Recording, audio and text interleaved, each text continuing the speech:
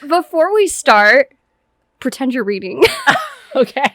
Hey guys, welcome back. Before we start and say anything, I just want to say we have these cute little tarts made by a lovely INTJ.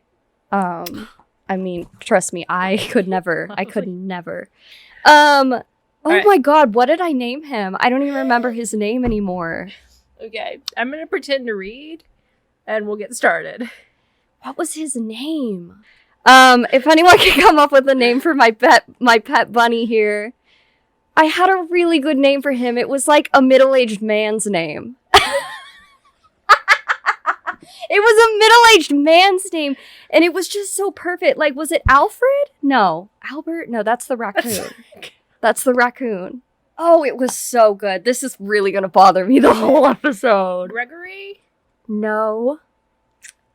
Jorge. It might have been the name of a character. I don't know. Gregory? Can we pull up a list of, like, middle-aged men's names? Gerardo. No, it was very white, I think. It was like a very white... Frederick. Middle-aged dude. Mark. No, it had, like, a David. pizzazz to it. Mark and Chaz. Bob is too. Chaz? Did you say Chaz? Okay. Hey, guys. It's me, Rupert. Hey guys, it's me, ENFP, and this is INTJ. And we're here to do our second episode. That's right. Here we are again, continuing on. Yes, we're here to forging our path. About cognitive... Yes, okay. So for this episode, that's right, we're discussing cognitive functions. We're stack. Right. For this episode, we kind of want to focus on the cognitive function stack with Myers Briggs. And I feel like a lot of Myers Briggs people, if you will, the Myers Briggsians, is that a thing? Is there a word for us? The MBTIs? Yeah, MBTI community. That's too long. I would like a short. We're going to come up with something. We'll come up with something next time. Anyway, I feel like people in the community would probably save this topic for, like, as more of an advanced thing. But again, I just feel like it's such an integral part to the personality with Myers Briggs, especially Carl Jung's theory, which if you watch last episodes, Dr. Phil, Professor Ductree explained the history of Myers Briggs and the importance of Carl Jung, right? So we should all be up to date on that. And if you haven't seen the last episode, stop watching this because you'll be confused. You won't know anything that's going on. You won't appreciate my outfit. And stop making fun of me! I wasn't. I was just... And go back and look at our previous outfits. Listen to us talk about things. I think we play a game. The whole purpose in the show is to show our outfits off. Pretty much. This is just a front for fashion. Right. All right. Cognitive functions. A lot of people would wait until later to probably discuss them. But as our ENFP friend here said, I promise I know her type. I don't know why I got confused for a second. It's the integral part. And I think that it would be a big mistake for us to dive into discussing grip or looping or really anything else to do with Myers-Briggs in this community without first talking about cognitive functions. Right. And we both talked about, we want to discuss, especially if you watched last episode and you were watching Dr. Phil Ductree, and she beautifully explained or showcased the 8 original types. Mm-hmm. Those are very much still present. In fact, that really still is the foundation or the makeup of every 16 personality type with Myers-Briggs. It still is. It's just hidden underneath. And so we're going to talk about each of those 8 archetypes. So we thought the way we could do that is maybe for each episode, like for basically an 8 episode, if we can last that long. We'll get distracted halfway through and you'll see us playing mini golf on an episode or going something. Like 8 episodes, each one covering one of them. and kind of honing in on one cognitive function for the 8 episodes.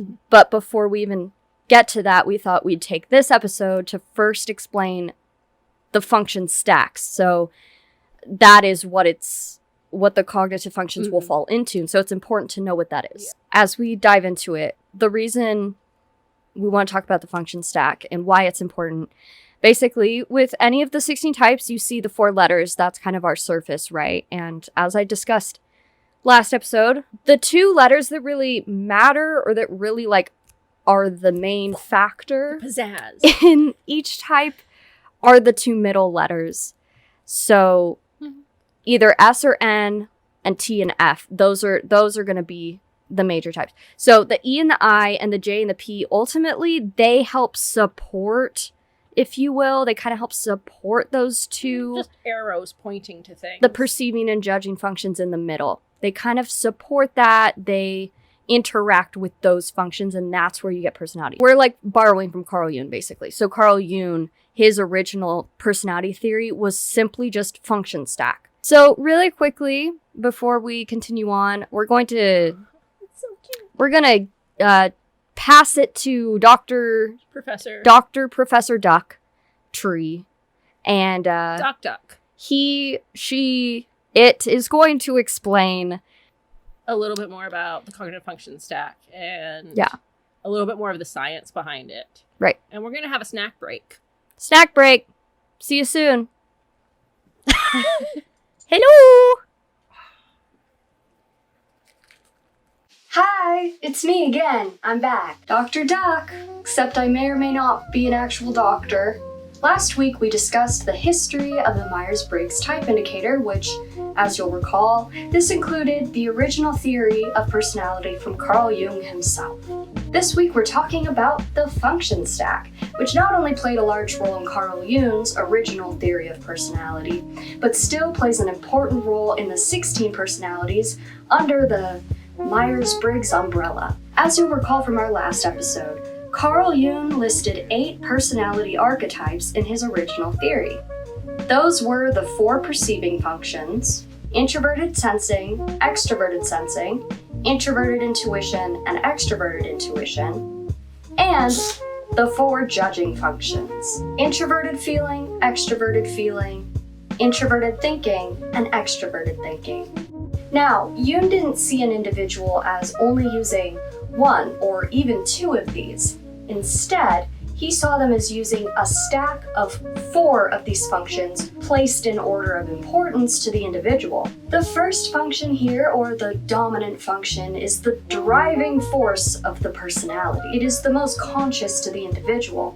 In fact, the further down the stack we go, the less conscious the function is. Now, the secondary function, or the auxiliary function, is the main support to the dominant function, and it's still fairly conscious to the individual.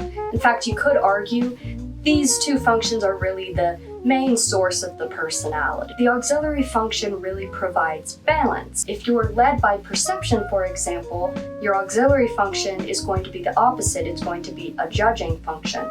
So if you're led by perception, your secondary function is going to help you come to better conclusions and make better judgments. Now, as you could guess, the 3rd and the 4th functions are less conscious than the first 2, but they are still very much there, and they do pop out in some very interesting ways.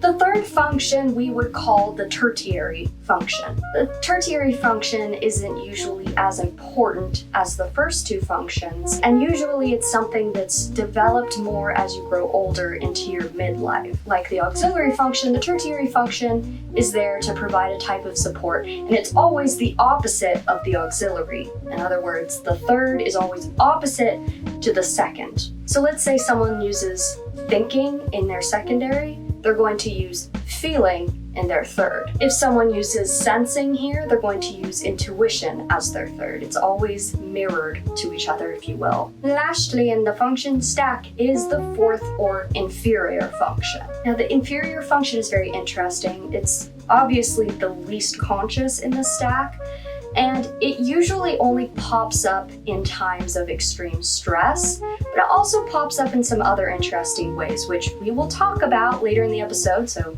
stay tuned. Usually an individual doesn't super develop their inferior function until much later in their life. So why don't we go ahead and create an example so we can actually see it in action. Let's say this particular individual uses extroverted sensing as their driving force or their dominant function. Of course, we're going to write that as SE. So if they use perception as their dominant function, the rule follows that their auxiliary function has to be a judging function. Let's say that this individual uses feeling. And of course, it still needs to be the opposite. So if they use extroversion in their dominant, they'll use introversion in their auxiliary. You've probably noticed there's a little bit of a formula to this whole process, and the more you study it, the easier it becomes to recognize the pattern. But basically, in short, the function stack is sort of mirrored. As I mentioned before, the tertiary will be the opposite of the auxiliary, inferior will be the opposite of the dominant. So for this person, the tertiary function is going to be the opposite of feeling, which is thinking. Now, it's still debated whether this function, the tertiary function, even has a particular attitude like introversion or extroversion, but a lot of people still say that it doesn't. It kind of just is neutral, if you will. So usually I would just say, if they use feeling here, they just use thinking. There's no introvert or extroverted necessarily, but kind of depends on who you ask. Now on to the final function, the inferior function. This is going to be opposite to the dominant function. So in this case, if this person is using extroverted sensing, they're going to be using introverted intuition. The opposite to sensing is intuition. The opposite to extroversion is introversion. So this is an example of a personality profile using Carl Jung's personality framework. However, this is still very much present in the Myers Briggs system, even if it isn't totally obvious at first. In fact, let me show you how this personality would be presented in the MBTI. Now, right away, I can see that this person is an ESFP. Why is that, Dr. Ducktree? Well, let me show you my secret. Keep in mind, you can do what I'm about to show you with any of the 16 personality types. First thing I can do when looking at a type is look at the last letter. In the ESFP, it's obviously P, or perception. The last letter is always going to tell you which part of the personality is extroverted. So perception here tells me that the perceiving function is going to be extroverted. What's our perceiving function? The perceiving function is always the second letter in the personality type. So here, it's sensing. So this tells me that this individual extroverts their sensing. Now, if this person extroverts their perceiving function, automatically this means they're going to introvert their judging function. Therefore, the ESFP introverts their feeling. Finally, the last step here is to figure out which one of these two is the dominant function for the ESFP. This is the really easy part.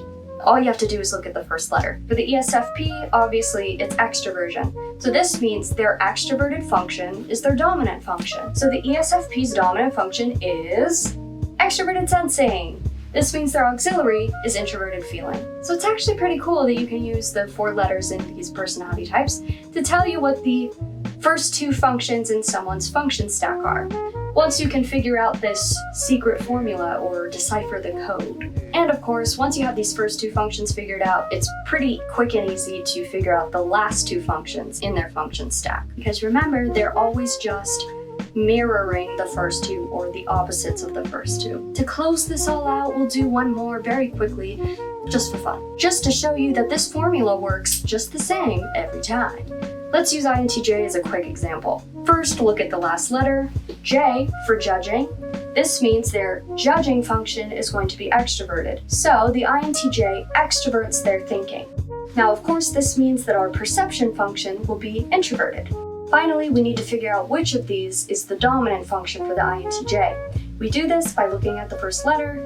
Of course, for the INTJ, they're driven by introversion, meaning they're driven by introverted intuition. So the function stack for the INTJ would be introverted intuition as their dominant function, extroverted thinking as their auxiliary function. The tertiary function is always the opposite of the auxiliary. So in this case, if they use thinking, their tertiary is going to be feeling. And finally, their inferior function is going to be opposite to the dominant function.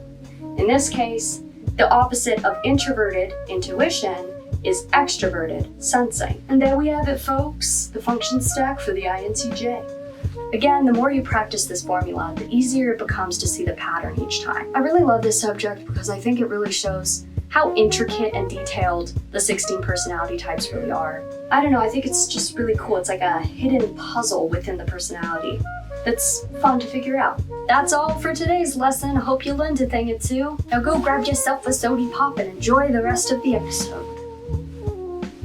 Bye!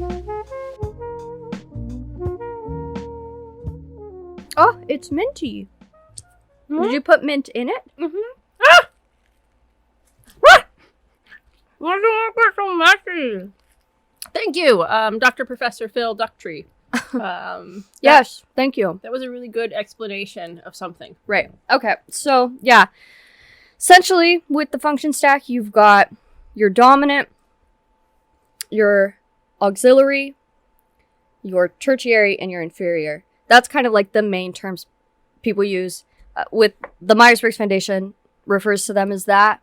You could also call them, there's lots of other things, like dominant, secondary, or... There's normally, like, some people say, like, the parent function. Yeah.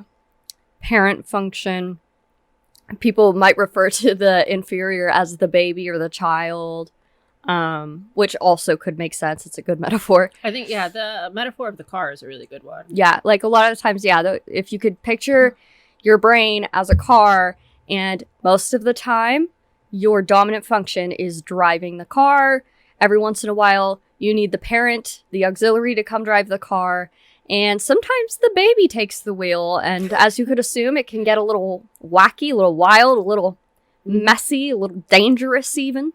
It's interesting because if, like, your parent function is listening to... I think it's probably true for everyone, but it's most true for me. I don't know if that's true. But, like, if my NI, my introverted intuition, is listening to my SE, then it does better. I do better than I've ever done before because I'm picking up everything from this environment around me. Right. It's kind of like you're more in control of it and you're more aware that it's happening. I feel like when I'm stressed out, because jumping ahead a little, your inferior function usually will come out when you're like really stressed. It can kind of come out of the blue and take over, which sometimes it can be helpful, but a lot of the times you're not really even aware that it's happening because it's such a like unconscious thing. It's sort of a survival thing that suddenly comes out. Like I know the times where we live in a fire danger zone. What do you want to call it? High fire risk. We live in the danger zone. Highway to the danger zone. High fire risk area. And so anytime we've had... there hasn't been a year that we haven't had... Yeah, a fire threat of some kind. Pretty significant fire where threat. We've had to evacuate or been really close to evacuating. We've done it all. 10% of the town's burned down. So usually it's in times like those that, I've noticed, oh, it's there. But it's in a like, oh, we need to survive right now and like get our stuff together and leave, So in times of stress, your inferior function will come out. Yeah. But and if you live in too much stress, you get into grip. Tune in 17 weeks to find out 17 what that is. weeks. No, I have no idea when we'll talk about grip, but it's a good precursor to it. Yeah. It's the gripping of that inferior function. When the baby takes the wheel. Baby, take the wheel. Jesus, take the wheel. Your inferior function is Jesus. No. Yeah. No, that's wrong. Yeah. Everything about that statement was wrong. Oh, yeah. So one note that I had in here, and I think you've heard about this too. Naomi probably discusses it in that book, but essentially, when we're talking about the function stack, let's say you lead with an extroverted function, like I lead with extroverted intuition, my auxiliary is going to be introverted. So obviously my dominant function is pretty obvious to other people around me. But when you take someone who's driven by an introverted function, like Alisha, who's driven by introverted intuition, that isn't something that you're going to notice because it's not extroverted. Alisha leads with introverted intuition, but her auxiliary function, of course, will then be extroverted. And for her, it's extroverted thinking. So you can assume what is the thing that we on the outside experience from her. It's actually the extroverted thinking that we are going to experience. Because again, the outside world is going to experience whatever is extroverted from you. Mm-hmm. So of course, for me, it's easy for people to see my dominant function because my dominant function is extroverted. But for Alisha, we're seeing her auxiliary or secondary function when it comes out. So that's also very interesting to note. I was eating a snack, but I'm pretty sure Professor Ducktree talked about pretty much how the letters point to your function stack. Right. Let's break this down. This woman here is an ENFP. Yeah. So her dominant function is extroverted intuition. So extroverted intuition for you is driven to having a lot of experiences. Right. Extroverted intuition is all about novelty, new experiences. And for me, my auxiliary function is introverted feeling. So the auxiliary function, it's the support for the dominant function. And the reason we call it parent function is you can kind of think of the ego or the child or the whatever, that dominant thing that drives you. You kind of need something to pull you back and help you process. So for me, if I'm driven by the extroverted intuition, I'm taking all my experiences. I especially am looking for emotional experiences, things that will fuel and stimulate my emotional introverted feeling. Mm-hmm. And introverted feeling also will serve me by helping me process what I've taken in. So it was actually the function stack that helped me. I think I was 18 or 19 when I kind of rediscovered this whole thing. I was like, oh, the function stack was kind of the thing that really helped me realize that I am indeed ENFP. Once you read about the interaction between the four, especially the top two, that really clicked for me. I was like reading about specifically ENFP, reading about extroverted intuition and how it plays off of introverted feeling and how they work together. Once I read that, I was like, oh, like everything made sense. My brain made sense. Knowing how the function stacks and how your functions interact, especially the top two, you end up seeing a lot. And so a lot in people, and it makes a lot of sense. So ENFP, if I were to talk to an ENTP, they're still driven by the need for new experiences, for novelty, but they don't need to hit it on an emotional level as much, and they don't interact with it on an emotional level. They interact with it on a more intellectual level. Yeah. So you can sometimes give them a new experience just by introducing a new thought or idea, a new philosophy to them, and they're fine. Right. They're going to go think about that for 3 hours and experience a whole lot of new thoughts. Where if I introduce a new thought to her, like, that's nice. Are alien spaceships in the clouds? And it's like, wait, can you tell them? So it was a few weeks ago, and I don't even know where you were. We were just somewhere, and you said, I miss smart people. You were like, I miss intelligent conversation. That is true, yeah. And, you know, that just sounded so rude. But, like, once we talked about it, I think, you know, what she's trying to say is, as an NT or, like, an INTJ, a very intellectual type of person, she misses having those kind of deep intellectual, philosophical conversations with people. I can't relate to that very often. But, and so we were in the car, and she had been talking about this, right? She was like, I just, you know, I miss talking to people where we're on the same level and we can talk about those intellectual things. And so I was like, well, I can try. And so well, even before that, I was talking about something that I can't even remember what it is anymore, but it was like a philosophical, intellectual idea that I was like unraveling. Yeah. But gosh darn it, she was gonna try. I was like, I'm going to try. I'm going to really try because I didn't want you to be bored. And so I was like, okay, as an ENFP, I'm trying to come up with like a cool, intellectual, deep conversation. And I saw a cloud and I said, do you think the clouds are actually alien spaceships? That's my version of like a deep, intellectual conversation, which is just stupid. Are aliens in the clouds? That's what came out. Yeah, because it's exciting. It's an emotionally exciting idea. Yeah. It's not an intellectually exciting idea. So that happened. Yeah. But the point is just like, even you look at the function stack and someone can say like, oh, they function with extroverted intuition. Oh, I don't function with extroverted intuition because I don't look like them. Well, you might not look like them. In fact, you probably shouldn't look like them, even if you are the same type. Right. Because your personality is not your identity. But you can say, oh, you know what? My auxiliary function, my secondary function, whatever you're going to call it, is... Bring out the Doritos! Sorry. Is a different function. It's feeling versus thinking or thinking versus feeling. And the Doritos are on the bed. You can go get them. Bring out the Doritos! We want it in a bowl! And we'll get Doritos in just a minute, but the way that they interact, I was just thinking when I was small, I have 3 siblings, so there were 4 of us. Mm-hmm. And so we had one of those cutesy vans, a little minivan. Yes. But like... Oh, speaking of vans, can I hold on to that? Can I just say, I never had Vans shoes, but also we had family van, but our family van was like the creepy 80s van. Oh, that's sweet. I was just going to say... It's probably because my mom is an ESTJ, so like very, very organized, very much like there's a way to do this.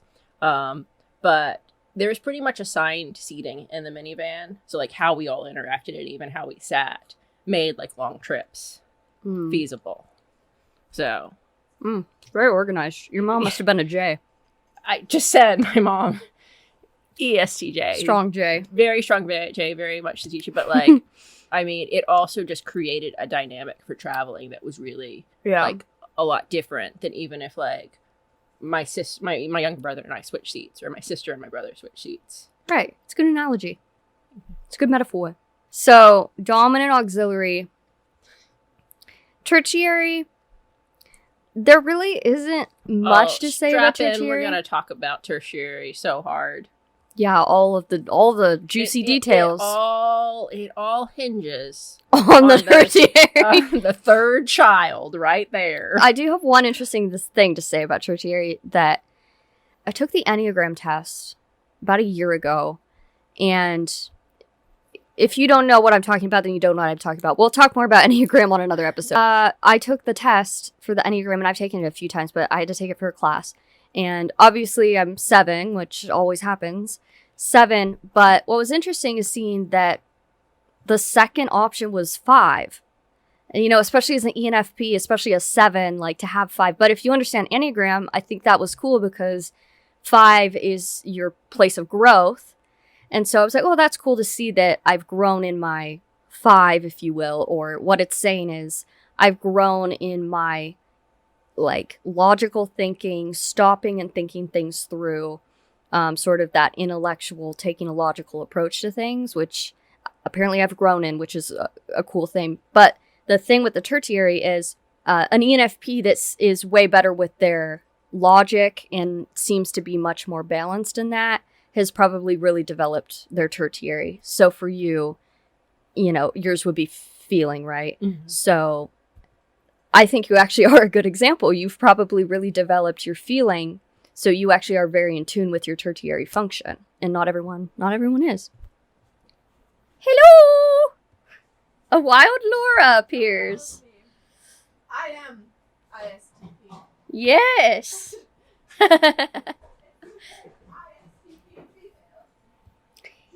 What is your personality, Rupert? All right, we're going to switch the snack. Okay. And then, of course, the last function, inferior function, the baby. The baby. It's the baby. It is also the most important function. That was a lie. I just made it up. Oh, I was like, really? Like, expand on that. Well, That's intriguing. I think it's probably more important than we give it a lot of credit for. Yeah. Because in some ways, well, I learned this recently, is like that it's very common for your inferior function. Right. To Shout out the book. Shout out. Where you learned that.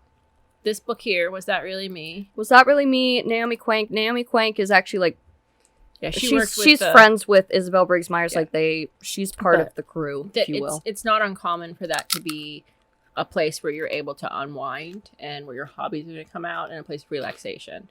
Yeah. So like, SE would be my inferior function, but I really, really enjoy cooking, as you saw with the tarts, little tartlets. Just kind of the natural beauty of, taking a walk. There's an INTJ who really loves gardening. Yeah. My brother's an INTJ and he loves gardening. And it's kind of odd because if, I think when most people think of INTJ, you wouldn't expect that. But if you know an INTJ, you're like, no, that actually is true. Mm-hmm. And I think the whole point with the stack is the further away you get from the dominant, the more unconscious it is. Mm-hmm. So the inferior is the closest to being the unconscious thing. And again, it usually will come out in times of stress.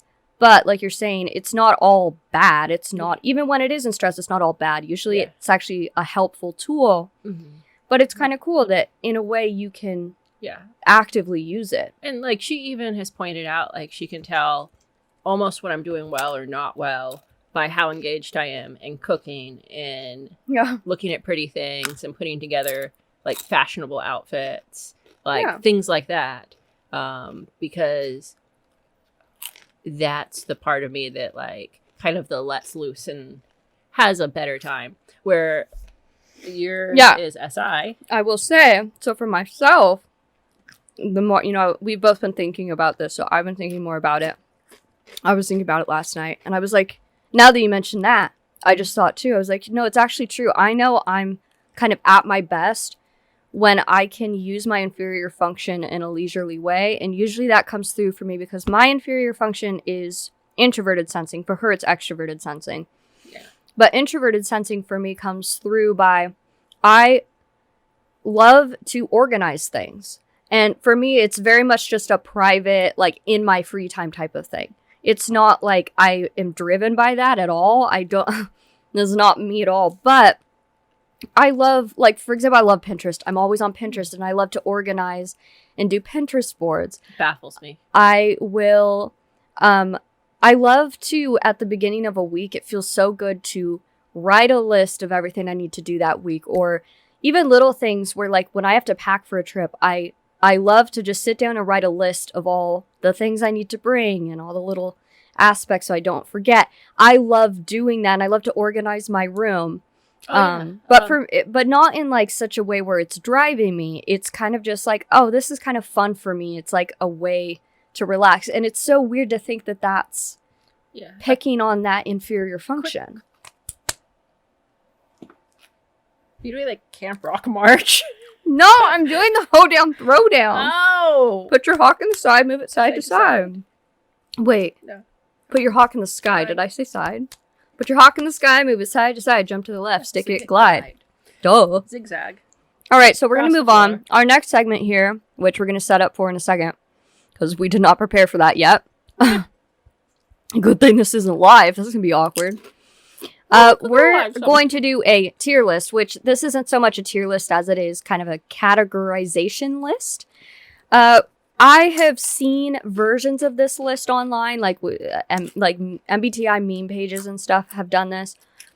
Some of them I'm like, I don't know if I agree with that. So we made our own version, and we're going to go ahead and recreate it. To be fair, I think that we were doing our own versions of these things before I was really familiarized with any of the lists that I had seen. Right. And then we kind of saw, oh, people have already done this. And it was interesting to compare because I was like, I don't see that for that type. But so anyway. We're going to do a version of this. And we're going to kind of give our reasoning behind our answers. Right. So this list that we're going to do, our categorization list, tier list, whatever you want to call it, we're going to be doing each of the 16 types as criminals, or what would be the crime you would commit as whatever type you are. So we're going to do each of the 16. We've already done this. Spoiler alert, we've already done it. But we're going to go ahead and recreate it. So we've actually done this multiple times. I love this one so much. This was a pretty fun one to do. We've changed the answers too, I think. I think there was one time, because it didn't start with one of the 16 types. It started with like hey, Chiavan, if you were the evil version of yourself, what would you be? What would you do? And it's evolved since then. Which then got me thinking we should do a segment at some point about like what we hate about each of the types. It looks like I put them in a random order, but I'm going to try to organize the... Speaking of organization, I'm going to try to organize them a little bit better here. So let's do... You're going to do SJs first? SJs. Yeah. All right, so we're starting here with ESTJ. Hey, hi, Archie. For ESTJ, we put down gerrymandering. All right. Do you know what that means?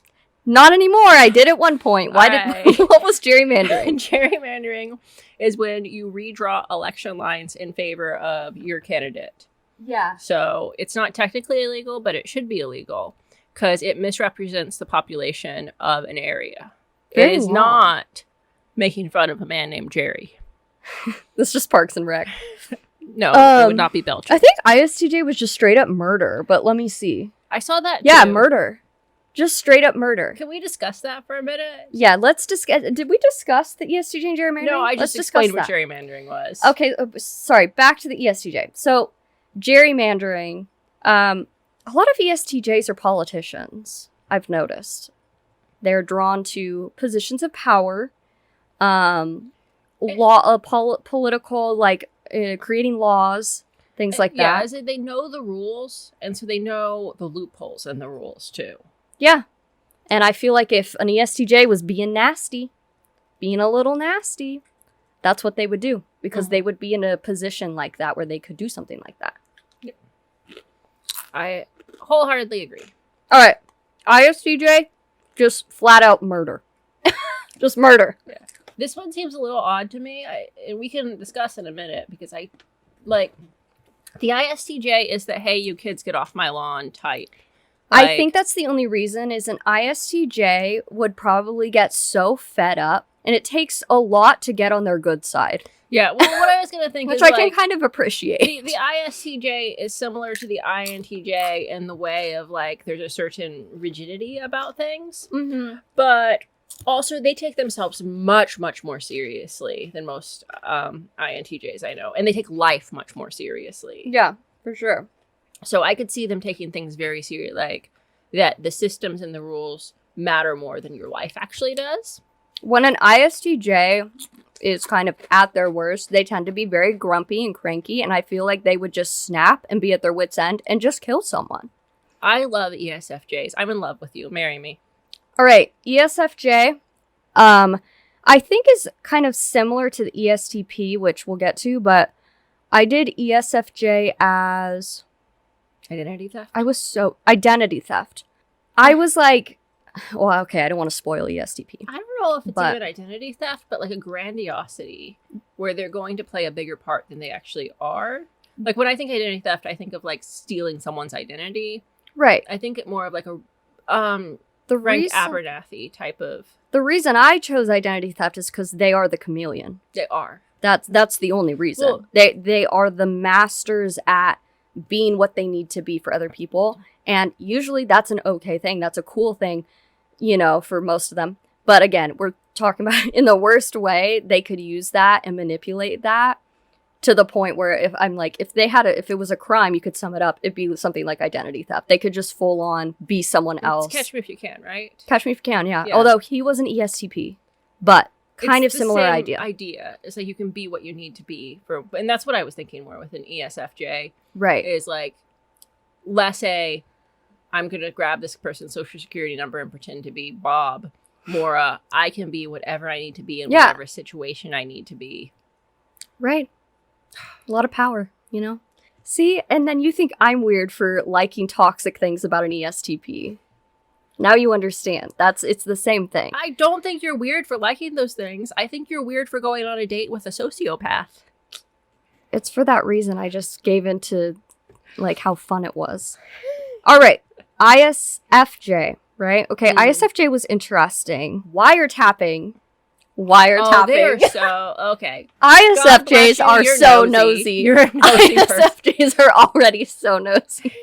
So I feel like they're not going to have a very like vicious crime or anything. They're so kind. They're one very of the sweet and kindest, kind. Like they So- think about you and will take care of you, but It's that they FE. also want to know everything about you, even the things that like you don't want them to know. And the ones that I've met that are like definitely ISFJs, they're not subtle. They're not subtle about their nosiness either. I mean, unless they've really worked on it, but usually not. No. Like, they just eavesdrop on everything. Normally you're having like a semi-private conversation and they're just like this. Yeah. Moving on to the SPs now. We'll do the light of your life, the ESTP. ESTP. We're starting with ESTP here for the SPs. I just want you to know I've never met a healthy... No, I have. That was a lie. I did meet a healthy one. So ESTP, the reason I was bringing up ESTP and ESFJ, for ESTP, we both chose con man. And that's why the ESFJ and ESTP are both really good at being chameleons. So that's why ESFJ and ESTP kind of would be similar with identity theft, con man, kind of same thing. In fact, like you said, the Catch Me If You Can, he was basically being a con man, if you will, with Yeah. identity theft. So, okay, Like so eating Doritos. the ISTP would be the hitman. I think of like John Wick. Who's the guy from Clint Eastwood? All of his characters in all of the Western films, the Lone Ranger, all of that. ISTP. They are the weapon person. They have super in touch with their S. It would be their Very SE. tactical. Yeah, they have that amazing SE and very tactical. They're usually like firefighters or in the military or like freaking jumping out of planes. So yeah, definitely would be a great hitman because they're also like, they're very independent. So they'd be great just going rogue. And they also tend to, they're very quiet and calculating, kind of similar to an INTJ is, but like imagine INTJ, some of that, but with all of the super strong S capabilities. Yeah, imagine an INTJ that could walk 3 feet without falling over. Wow. Okay, so the ESFP, now ESFP and ISFP were very difficult because both of them are, It's hard for They're them so to be innocent. because they don't always really know what's going on. they're so innocent, especially ISFP. Like, they're so sweet. It was really hard to be like, even imagine them at their worst as a criminal. Yeah, so actually I have ESFP as theft, but it would be unintentional. So they would walk out of the store with a bunch of stuff that they didn't pay for Because they forgot. because they forgot. I feel like the ESFPs are very prone to just kind of being oblivious to things. They tend to forget the details and all the little things and be a little bit spacey. So they're very likely to just, if they're going to commit a crime, it's going to be Yeah. unintentionally. I think we knew an ESFP who everything she did that was inconvenient was very unintentional. She would park in the middle of the like drive Yeah. instead of like off to the side so no one could come or go.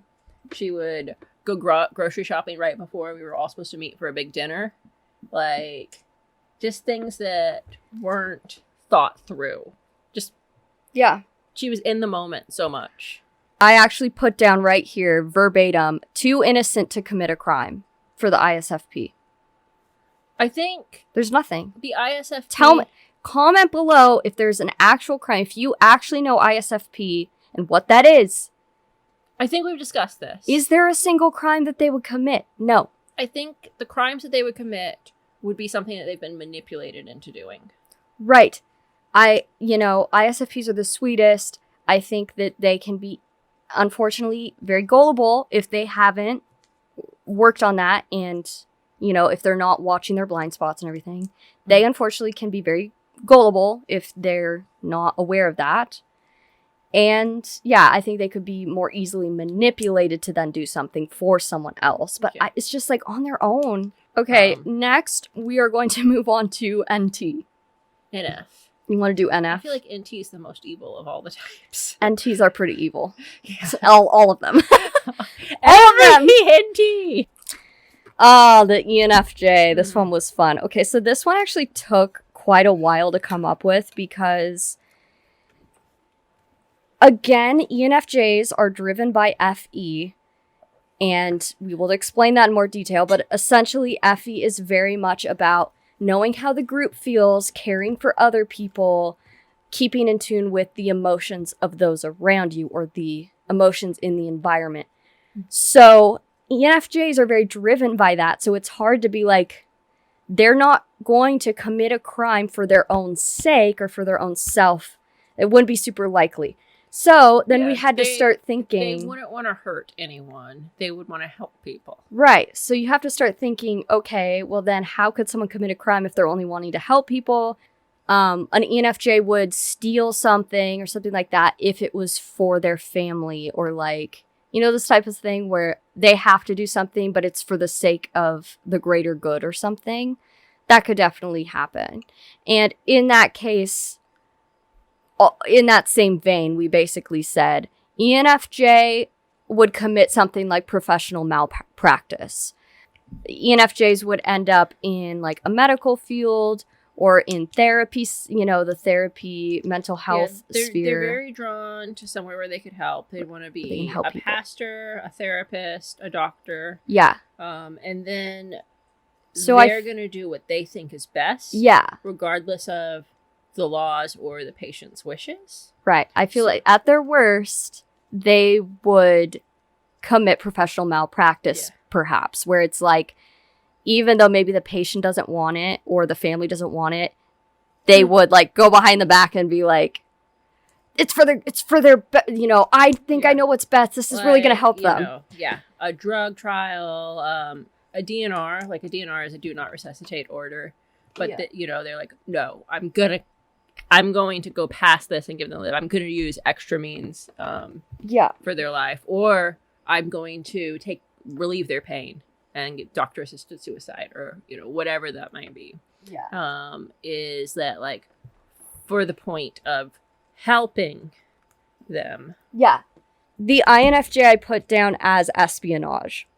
This might surprise some people, but it really is true. They're pretty crafty. INFJs, first of all, are great at being invisible. They are probably the most introverted out of all the types. Like, that alone is part of the reason they can be so good at being invisible. They don't put out. They don't put out much energy because of how strong their introversion is. So they're just so good at just being hidden, even in a crowded room. You can just be, now, I can speak because my mother is a hardcore INFJ, and she's just, her whole life, it actually, like, she couldn't even turn it off. Sometimes that's been, like, a pain point for some INFJs is, like, they don't want to be invisible sometimes, but it's, like, it's so hard for them to break out of. Yeah. So that would be part of why they would make great spies, ironically. But also, I think, I don't know, like, INFJs are not, they're sweet, but they're not super, like, they're shrewd. They don't always have a problem going against the rules or something and being sneaky. I think part of the reason I really love INFJs too is similar to you as well. They're just fun. Like, they like to have fun, and ENFPs love fun. And all the INFJs I know, like, they have a side of them that is mischievous and they like to have fun. And so I just feel like espionage in general would be like a perfect thing. So, ENFP. That's you. This one was actually kind of hard too, I think, when we were coming up with this. Yeah, ENFPs love fun, and they don't, like, I've seen her mad, but I've seen her mad like a toddler. I don't take it out on other people. She'll have a little fit, and then she'll move on. Yeah. She wants to go do something else that's fun. Because she doesn't want to be mad. On that note, what we chose, or, we probably chose it together. What we ended up going with actually is very fitting for that. Criminal trespass. Yeah. I feel like an ENFP, and it could be unintentional or intentional, we just are so, like, we want to go experience new things in new places that we would trespass onto, like, someone else's land or something. Or If I set her loose in DC, she'd probably be arrested because she just wandered into... I actually did cause a bomb scare in Washington, D.C. because Yeah. I just left my bag. But that was obliviousness, Yeah. But she would probably wander somewhere that is high security, and she just really wants to know what it is. And Yeah, just a curiosity. Yeah. Curiosity killed the ENFP. So yeah, criminal trespass would be something the Yeah. ENFP would do. And the last time that we talked about this, my friend who's an ENFP, I guess he's our friend now. You probably talk to him more than I do. He said, fun fact, I think I've actually done this before. Yeah. Oh, the sweet INFP who INFP, holds a grudge. yeah. So INFP was a little bit similar to ISFP because, they're both very sweet, very kind. But man, if you know an INFP, because I have a couple, I have an INFP that's a very close friend, and I've known INFPs growing up. I've had quite a few close INFP friends. I don't know why they're drawn to me, but they have been. So INFPs, they can get angry. Every INFP, you don't expect it, you don't see it coming, but when they can hold a grudge, that's one thing about INFPs. Every INFP I've known, they have a hard time getting over things. So I feel like at their worst, an INFP that's really showcasing the worst of an INFP, it would be a crime of passion. They would go burn down their ex's, vandalize their ex's car or something. Something of a crime to of the side passion. of your pretty souped up 4-wheel drive. Yeah, Carrie Underwood starts playing. That's just the truth about INFPs. They are more prone to holding grudges, which is weird because, again, one letter difference, ENFP. I never hold grudges. I never do. And so it is interesting when I'm with INFP friends who will bring up stuff like, hey, remember so-and-so? And they're like, oh, yeah, they... And it's that happened in middle school, dude. But they still, they remember that. So they just never forget. And so I feel like if they're going to commit a crime, it's going to be crime of passion, all emotion, And I can actually tell you a little bit about that if you care. You have a microphone. All right. You're just going to Just go for it. I want Doritos or something. Thank you. So the INFP, their dominant function, I believe, is going to be FI, right? Mm-hmm. All right. And the hippocampus, the memory center of your brain, is basically laced in emotion, not in senses. So you don't really remember what something is. You remember how you feel about that thing. Mm-hmm. And that strings it together. So for really, really strong FI, which is more inward than outward, remember FE is the group dynamic, the group feel. Yeah. Where FI is within your own values and your feeling. Mm-hmm. So all of those are triggering these memories. It's that was painful, that was fun, that was this, that was that. And you might think why are they all held up on the negative ones? And it's science shows that one negative experience can wipe out 10 positive experiences. So Yeah. Interesting. yeah. All So, right. give you a little science lesson there. Look it up. All right. We're in the home stretch. The most evil of all types, the NTs. All right. ENTJ is probably the most chaotic of the NT types. Yeah. I mean, INTPs are a close second. All right. ENTJs, I just think of ENTJs as a mob boss. So we put down embezzlement. Oh, wait, no. No, we didn't. Corporate fraud. Yeah. Corporate fraud. I think that's accurate. First of all, an ENTJ is one of the only types that would be able to be at such a high influential level for the corporate world, and they would be defrauding their companies for their own personal gain. They don't even have to be the evil version of themselves to do that. My boss is an ENTJ. He's not a mob boss, I don't think. Has he committed corporate fraud? That's one of the things on the list of an ENTJ. That's how you know. Okay, so not to my knowledge. INTJ we put down as embezzlement. Now, Did we? yeah, you wanted that too. I did? Yeah, so talk about the cult leader. thing because I feel like an INTJ would be most likely to become a cult leader if they wanted to. I have an irrational fear that I will one day be a cult leader. Or unintentionally. Yeah. I don't know they have a lot where of it influence. came from or why it's there. The INTJ has so much confidence. Yeah. People just tend to believe you because INTJs carry so much confidence. I think that's what it is. I've said things that are completely wrong and obviously wrong, stupidly wrong, and people plan their lives by it. Yeah. One time this wasn't obviously wrong, I just told someone that I thought that they might make a really good real estate agent. And they changed their career to real estate agent. Yeah, so I just feel like an INTJ could be... So why did we put embezzlement? I don't know. It's very much a white collar crime. I think that might be why we were like, it's very hard. Like, you're very clean hands, free of it. Just not having to work super hard. An INTJ would be very crafty and being able to plan ahead on knowing how to get away with things like that. Yeah. So they would be involved in a crime that's easy to just not have their hands in super much. Yeah, y'all could let us know. Embezzlement or cult leader? Because... Cult leader's not a crime! Criminal cult leader. Because I do have an irrational fear that I will one day lead a cult. By accident. Maybe it's rational. ENTP. I love this. Okay. ENTP, inciting a riot or disturbing the peace. Yeah. But it's just for fun. It would just be for fun. They would disturb the peace and then F off. They would just get the heck out of there and let everything happen. It's funny and I love that. INTJs kind of do that too, but not to the level that ENTPs. Because, we've been around and, people have been doing stuff and I'll egg them on from far away and she'll shut me up and get me in the car. So, you know what it reminds me of? I don't know if it's kind of like how not every Batman is INTJ. I think the Joker generally is supposed to be an ENTP.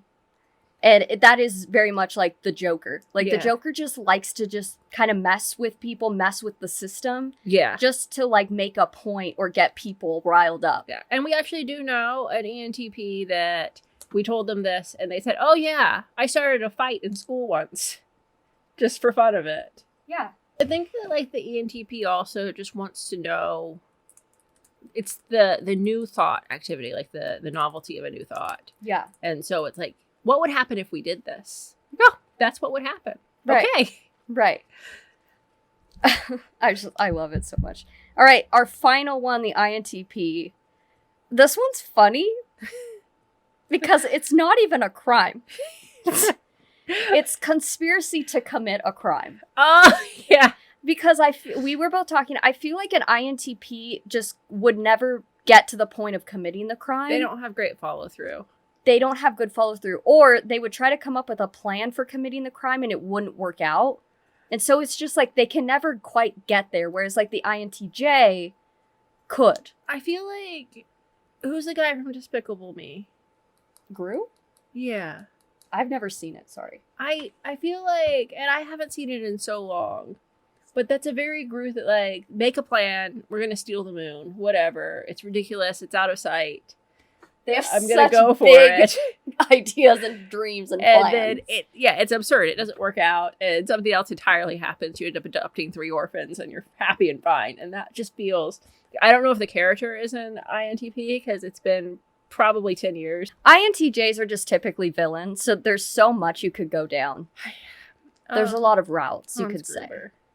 Hans Gruber. Yeah. Great villain. Oh, he's so smart. They're just so intelligent with, the planning and, thinking of everything. So I think on our next episode, we're going to start diving into cognitive functions.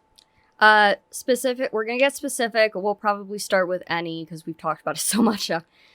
We'll do any is also the most fun, I feel like. Any, SE, things like that are very easy. So we'll probably start with some of those. Mm-hmm. What do you think the hardest one is? NI or TI. We will see you next time. Let us know your thoughts. There's Subscribble. like, subscribble, as they say. Go get yourself some Doritos. All right. We'll be sure to do a little Archie cam before we go. And, anything else to add? I like your hat. Yay! Our studio audience. Thank you. Here, let's do Archie cam.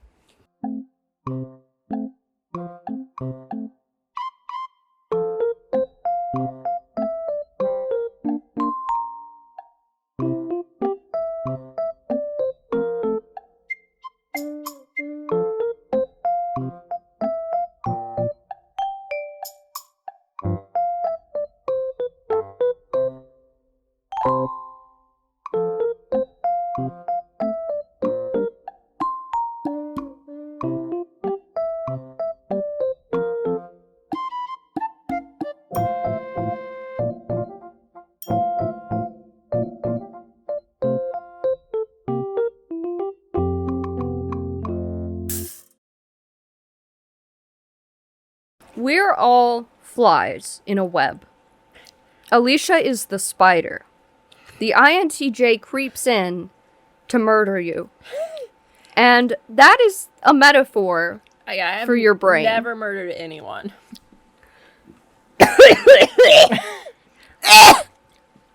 Hold on, water break. Oh my god, I almost dropped it.